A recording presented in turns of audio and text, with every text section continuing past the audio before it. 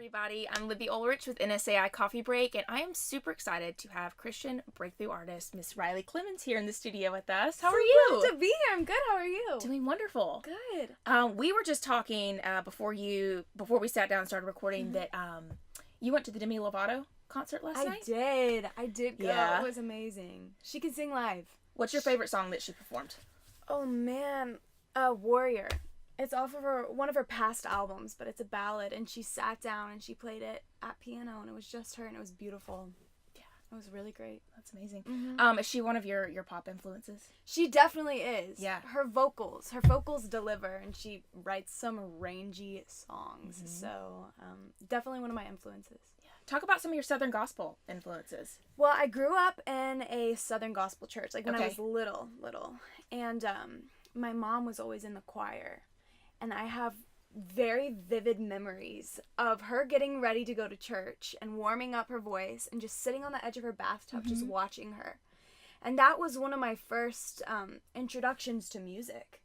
And growing up around the really impassioned, amazing Southern gospel, I mean, once you're around that kind of music, it's super influential. And that was one of the first major influences I ever remember having.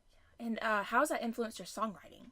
Man, Southern gospel, it has some lyrical content, and I think that that's where I was introduced to, lyrics that really mean something.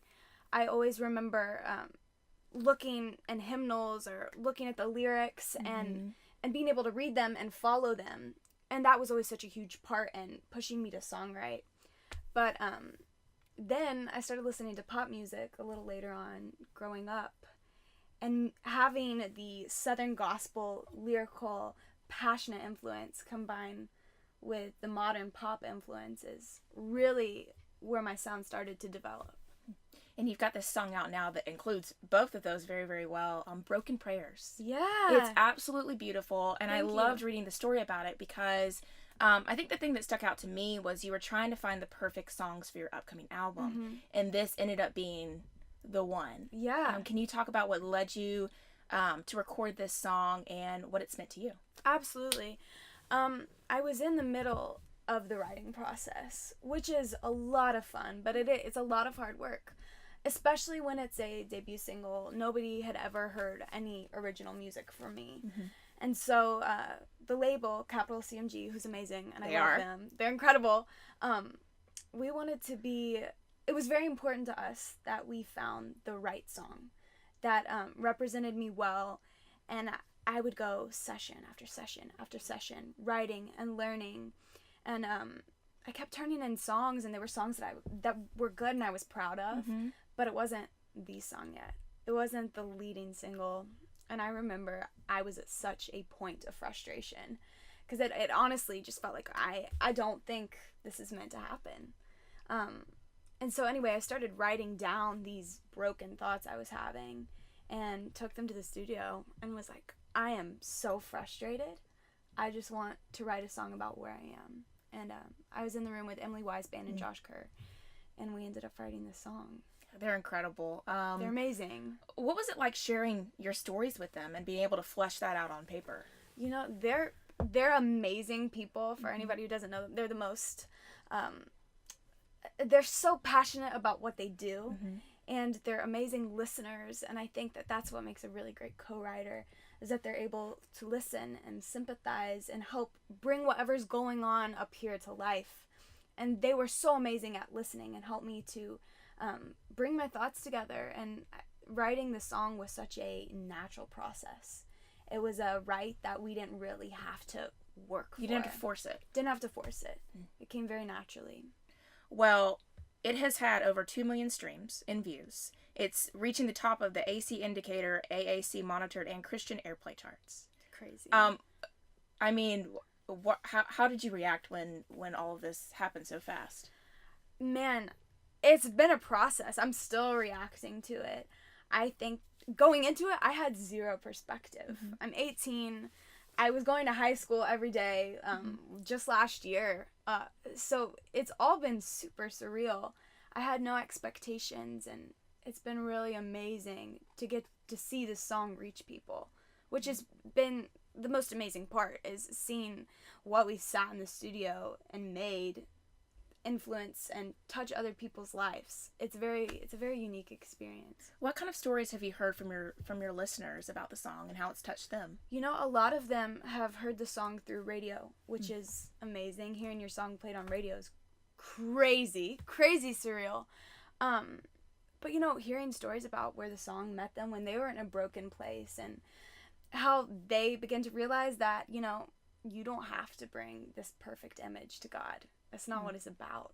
It's about allowing yourself to bring your vulnerability and your brokenness to God. And that's where we find healing.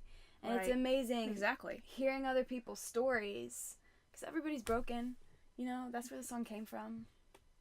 Well, it's absolutely beautiful, and especially the piano version. What led you to release the acoustic format of the song? You know what? We went in and we wrote a pop song, and the production ended up being really amazing. Ted T and Ben Glover were on that production. They're awesome. But it was also so important that we captured the emotion behind the song, because the lyrics are very emotional in nature. And so we thought that maybe we should slow it down and just try it with piano. And we ended up trying it, and it felt really genuine, and it felt like a different twist on an upbeat pop song that has a lot of meaning to me. And so Tommy Prophet ended up doing the acoustic version. What's it been like working with the people that you've worked with on this upcoming album, and what can people expect? Man, working with all these people who've been doing this for so long, man, I feel like I was thrown in the deep end. It was like, go write with all these people who know exactly what they're doing. And it was really the most amazing learning process. It was just figuring out how to write a song and how to get what's going on in here into music. And working with all these people who know how to do it so well has been such a blessing. And they really helped me to develop the sound that I was going for, because I truthfully didn't know. It was a big discovery process of finding what worked for me and what felt right and genuine. And they were so pivotal in helping me to find that. So you can expect a lot of really awesome pop songs that have some meaning and tell parts of my story and parts of what I've walked through the past few years. And what is the goal that you and Ben have placed on this album as far as the production goes? What kind of feel do you want this album to be felt by the audience that hears it? You know, I have always been really touched by these huge pop sounds.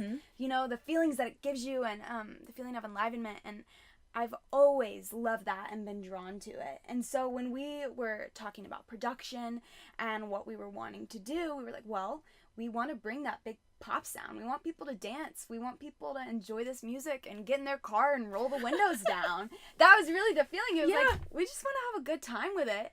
And we want to do these stories justice. We want to talk about things that are hard to talk about. And we want to talk about the good days too, you know? So really just taking the song, taking the story behind the song, and matching it with production that sounded like that moment felt. That was what we were going for. Well, in Broken Prayers, I just feel like it's so genuine to what you were talking about those honest, broken times in our lives, and just being able to also bring in that emotion of hope too, right? At the same time, to let people know that they're not on their own in their broken prayers, their broken times. Absolutely. And, so I think that's really beautiful, and I'm just happy that it's doing so well for you. Thank you so much. And the music video is fantastic. Thank you. Where was that shot? Oh my goodness, this might be one of the most surreal moments so far in this journey. I will never forget. I was going over to Capitol, and we were just having a song meeting. That's all that I was expecting. And I was up there, and we had just finished the meeting, and then part of the creative team came and got me, and they're like, well, we want to run a music video idea past you. And, you know, it's the first music video. I don't really have my name out there much yet. I was expecting something, you know, fairly normal. But Matt Reed, who was the director of the video, he brought me into his office, and he started showing me these pictures of these stunning salt flats in Salt Lake City, Utah. And he was like, well, we want to fly out there and shoot a music video with a retro car. And he had these massive, huge ideas for this video. And it ended up coming to life, which was insane. Well, you look like if you've been shooting music videos forever. Oh, so thank you. It's absolutely it's fantastic, you. and I appreciate it. Just brings the song to life in such an amazing way. Thank you. It was a lot of fun. It was a lot of fun to shoot. So I want to talk about a couple of different artists that you have worked with, including the Tritonal single that just came out. Yeah. Speaking of pop. Speaking of pop music. Yeah. I got sent the Tritonal song back in October, and my label sent it over, and they were like, well, we want to see what your voice would sound like on this song, and with that kind of thing, it's never 100%, you know. So I was like, okay, yeah, I love the song. I'd love to put my voice on it, and so I guess a week later, I was in the studio, laid down some vocals, and we sent it over, and I guess about 2 months later, they were like, yeah, we're gonna go with it. And it was so much fun. It was really nice to get to occupy that pop space and sing that kind of upbeat music, and yeah, we had a lot of fun doing that, and we actually ended up shooting an acoustic version of the song and an acoustic video, which is going to drop soon. Oh, can you share when it's going to drop, or is it just is it secret? Is it? I would tell you if I knew. I have no idea. Stay tuned for it. Stay tuned. Yeah, with this kind of thing, I usually hear pretty last minute. So yeah, it's going to be a lot of fun. What's your favorite song to perform live so far? You're on the road. Yeah. On tour too. Lots going on. I leave for tour next week. It's my first tour. It's everything is about. I have never played as Riley Clemmons. The last performances I've really done have been like with High School Musicals. I'm technically still a senior in high school, so I'm finishing up online this year. But it's the whole artist performing, going on tour is very new, so new. But I'm super excited. I've had rehearsals all week, getting to play with my band and bring these songs to life. But one of my favorite songs to perform is not released yet, but I can tell you that it's called Broke. And it's coming. But it's my favorite to perform live. And I loved watching your YouTube channel as well. You've got a lot of wonderful covers on there.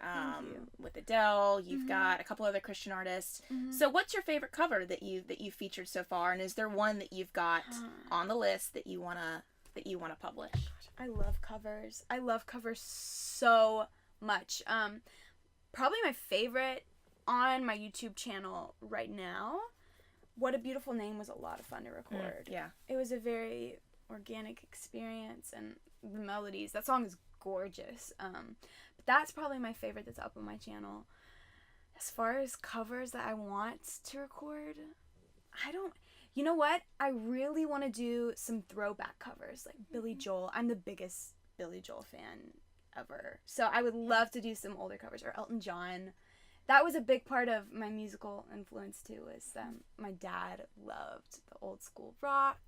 Same. That's amazing. So you grew up around it. And gosh, that's good music. It is. Good songwriting. I was gonna ask, did that influence your songwriting as well, and how you kind of express yourself through that?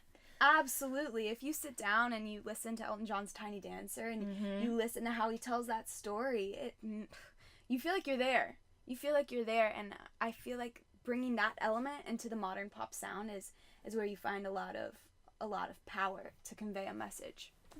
And so, as you know, when you're in the writing room, what kind of stories usually influence your writing and storytelling? When I was writing the book of the upcoming project, I was going to high school during the day.